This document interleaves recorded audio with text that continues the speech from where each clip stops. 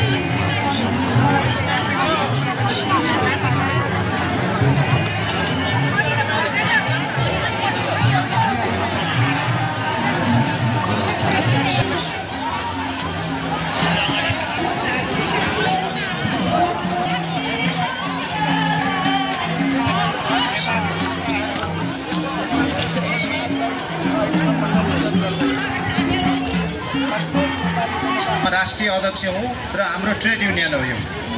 म साथीहरू हाम्रो यो आन्दोलनको चाहिँ आन्दोलन परिचालन कमिटीका अध्यक्षज्यू, संयोजकज्यू, नेपाल शिक्षक महासंघ केन्द्रीय समितिका पदाधिकारी, अध्यक्ष लगायत पदाधिकारी साथीहरू र सम्बन्धित पक्षले त्यसलाई चाहिँ एड्रेस गरेर बोलेको हो कि जस्तो पनि लाग्छ। म मात्रै सुन्दा थाकिसकेको छु, फ्याक्चुअल कर्मचारी दिनसकेका छु।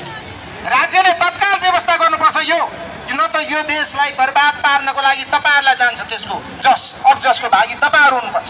कर्मचारी संयन्त्र र राज्य सरकारका कानुन निर्माताहरू र चाहिँ नीति निर्माण गर्नेहरूलाई जान्छ। मसँग आउनुस् त्यसको बहस गर्नको लागि। मसँग पनि 30औं दिनको अनुभव छ। माथिल्लो दिन्छ शिक्षकहरुमाथि। अनि योग्यता चाहिँ शिक्षकहरुलाई माथिल्लो चाहिने होइन। शिक्षाको नवौं संशोधनले के भन्यो? स्नातकोत्तर त हुनुपर्छ।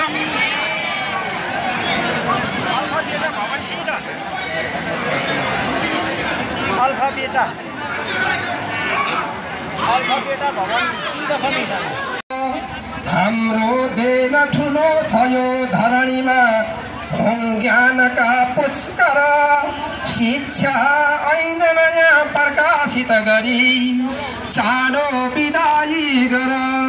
हाम्रो सौम्य विरोध यो सडकको हेर्छौ कि निन्दा गरी ताजा शक्ति छ यो मसीकलममा बस्छिन् बागेश्वरी लोचन लोकतन्त्रपुरमा आलोक नौलो छ र